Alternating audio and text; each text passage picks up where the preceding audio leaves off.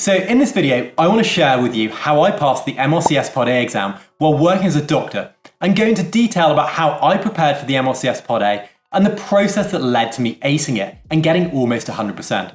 The principles can be used for any exam preparation, and if surgery or medicine isn't your cup of tea, I've added in chapter markers down below so you can skip the bits that are super specific so that you can be efficient with your time. So let's get into things, starting with some basics. So what is the MRCS? Well, the MRCS stands for the Membership of the Royal College of Surgeons, and it's an exam split up into two parts, a written Part A and a practical Part B, both of which you need to pass to enter higher surgical training in the UK. If you're not familiar with how doctors train in the United Kingdom, this diagram gives a good overview, and you can sit the MRCS anytime after graduating, and it's a mandatory requirement to progress to ST3 level in any surgical specialty. It's basically there to ensure that you have the basic knowledge and skills to be able to become a surgeon. The MRCS Part A is a 5-hour multiple choice written exam consisting of 2 papers taken on the same day. The morning paper is 3 hours and uses 180 single best answer multiple choice questions to assess your knowledge of applied basic science, and the afternoon paper is 2 hours and uses 120 extended matching multiple choice questions to test your knowledge of the principles of surgery. In contrast, the MRCS Part B is then an in-person exam consisting of 18 objective structured clinical examination or OSCE stations lasting around 3.5 hours to test your practical skills in real life. And I'll be looking at how to prepare for the MRCS Part B in a future video. There are 3 sittings each year for the MRCS Part A exam, in January, April and September, and there are test centres across the UK and internationally. You can also apply to sit the MRCS at different colleges, the Royal College of Surgeons England, Edinburgh, Glasgow or Ireland, and which you choose is entirely down to your preference, though their test centre locations are slightly different, so it might be more convenient to choose one over another for travel purposes. But whichever you choose for Part A, you'll need to stick with for Part B. Now, regardless of where you sit the exam, 2 things are for certain. It's gonna cost you, and it's pretty tough. The MRCS Part A costs about £550. Yep, you have to pay for the exam yourself. There are equal marks for each question on the exam and no negative marking. And the pass mark is around 70% and is calculated using something called the Angoff method, which basically means that rather than the pass percentage being fixed, the paper uses a group of experts to judge how difficult each item is to determine the final cutoff score. So basically, if everyone finds the paper easy, the pass rate cutoff is proportionally higher, but it's not really worth worrying about. You'll get your results about 4 to 6 weeks later when they're emailed out and they're published online via candidate numbers. So you can sit the MRCS anytime after graduating medical school, and you get 6 attempts to pass the exam. The Royal College of Surgeons recommends that you attempt Part A during your first year of what's called core surgical training, and Part B in your second year. But loads of people sit the exam earlier, and people worry when they should sit it. Well, to help alleviate this, let's look at some of the evidence. A research study published in the BMJ in 2017 reviewed all candidates who sat the exam over an 8-year period between 2008 and 2016. And they found that doctors who sat Part A in F1 and Part B in CST1 are not only more likely to pass, but were also more likely to pass with a higher mark. Now, for me personally, I sat my MRCS Part A in April of my F1 year. This made sense for me as I had a surgical job as my first rotation, which meant I'd been exposed to surgical principles and wanted to get things out of the way before summer so that I could enjoy my life. If you sit it early, you also get some extra points on your core surgical training application, but regardless of when you sit it, you want to be confident that you'll pass. So how do you actually prepare for the MRCS Part A? Well, I'm going to dive into how I prepared for the Part A in this section and cover the steps that I took, the resources I used, and look at how much time I spent revising around my day job when preparing for the exam, to give you an idea of what you need to do to ace it. So the first place to start with any exam is to head to the exam syllabus so you know how to revise and what to revise and how the exam will be marked. Like many exam syllabuses in medicine, this is a little bit hidden away, so I've popped up a screen showing where it's located, and I've also added a link into the description below. The bit of the syllabus we want to look at is the scoring and what's going to be tested. This allows us to see which topics are high yield and also allows me to think about which areas I'm weakest at in terms of my own knowledge as I go through it.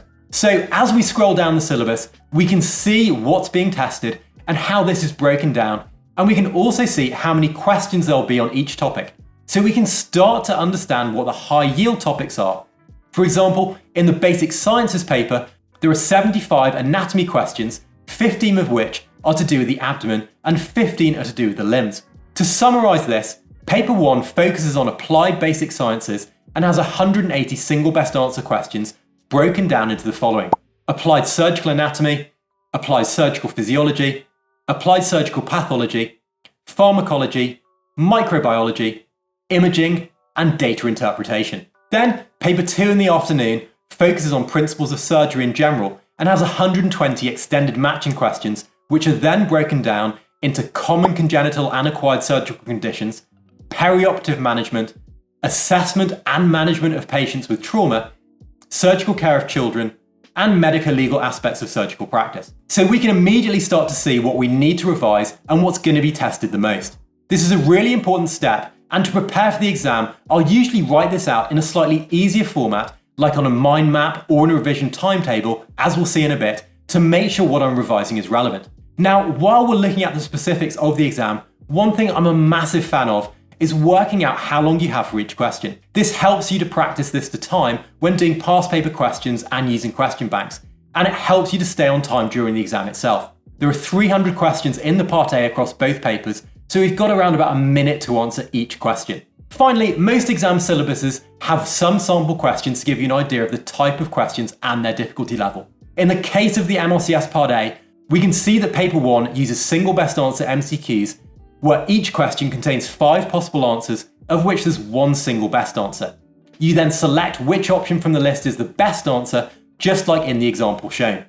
And we can also get a feel for the difficulty level by looking at some of these sample questions. Now, once I understood the format of the exam and familiarised myself with some of the basics, the next quick but important step I did was to speak with some folks who'd passed the exam recently at the last few sittings. This is something I do with any exam, interview, or anything I'm preparing for to get some relevant insider tips. This just saves you a ton of time, and hopefully this video is doing something similar for you by giving you specific insights into the exam itself. Now, I specifically want to understand what resources other people used and get their opinions on the best way to revise and how they did, as I know that if I follow this same process, I'll likely be okay. By asking others, I was able to learn that the following were common topics that came up again and again across multiple different MRCS Part A exam sittings. And I was also able to learn from asking others that ECG and blood gas analysis questions came up quite a bit too, so I was able to focus on that.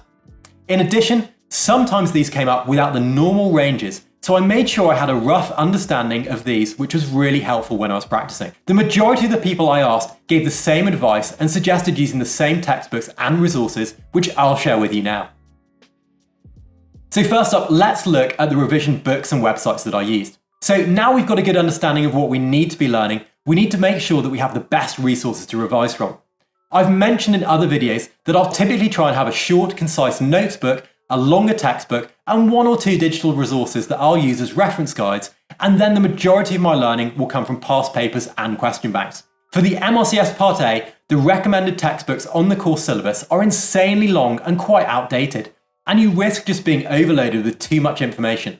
So I'm going to just show you the ones that I used, as I'm obsessed with being efficient and keeping things as simple as possible. So for my main MRCS Part A Paper 1 book, I used Basic Science for the MRCS by Delbridge and Rafferty. This covers the entire syllabus and is pretty concise with bullet points and clinical examples, making reading easy, and although there's lots to learn in the syllabus, the information is provided in a clear and accessible way.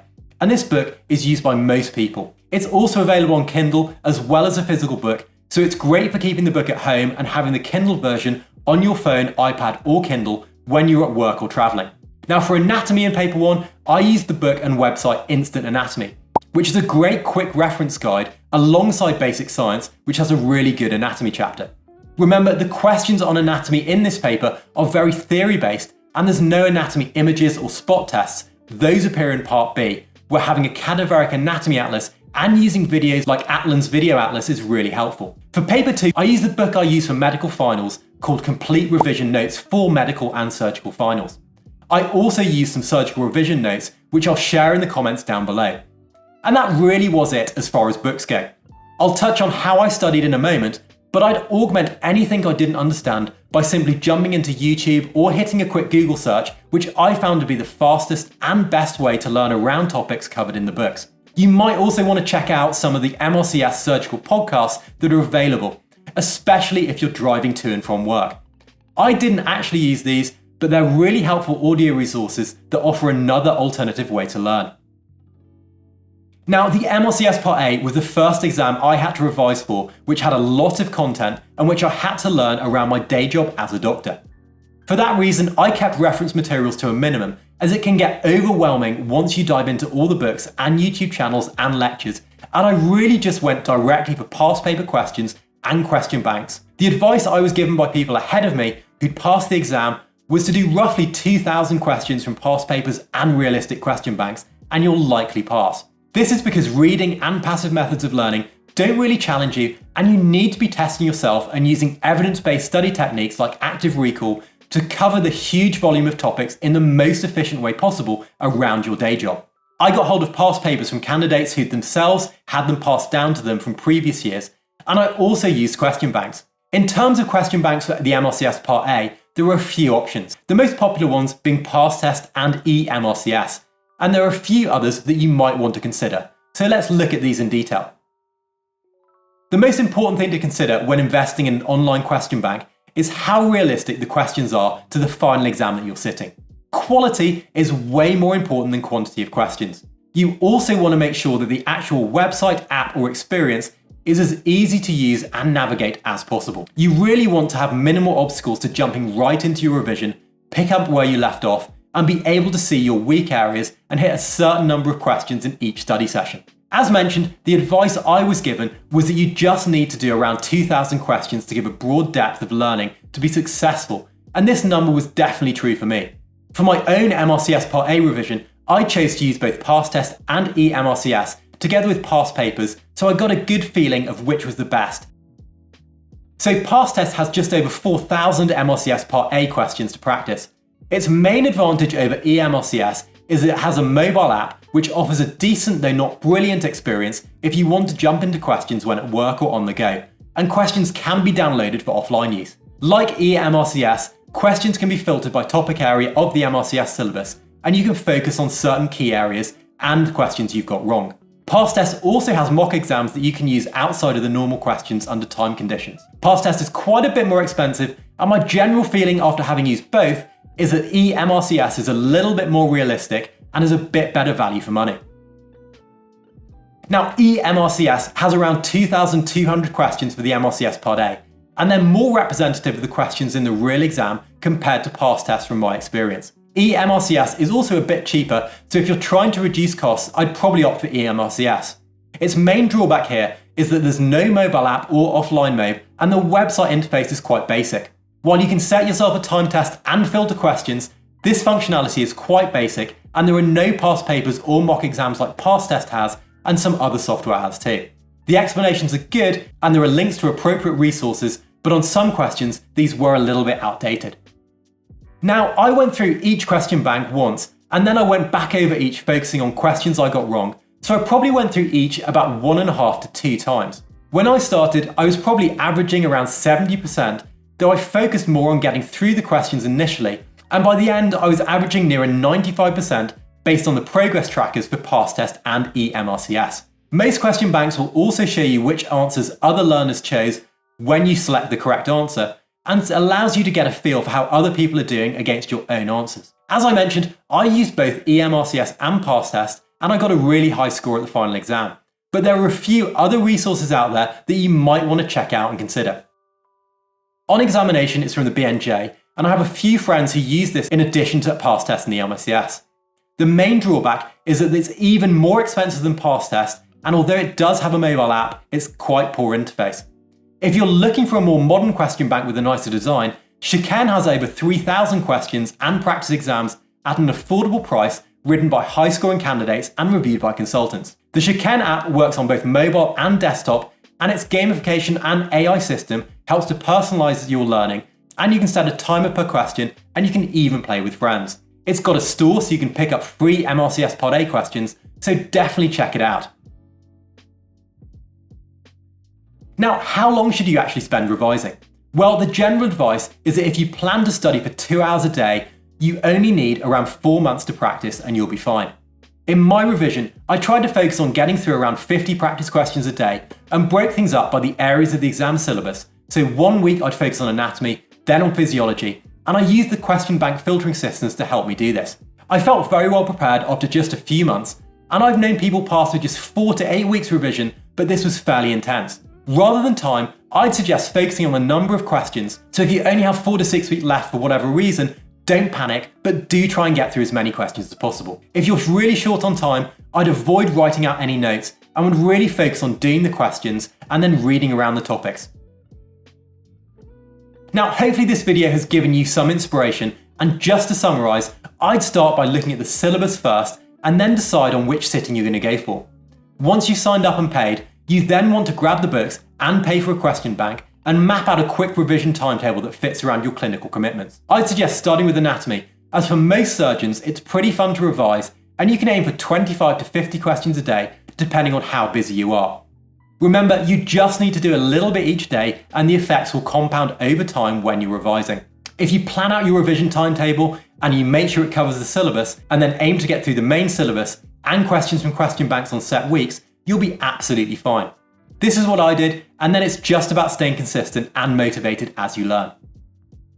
Now, for many people, revising around a busy day job with on-calls and night shifts is the biggest challenge.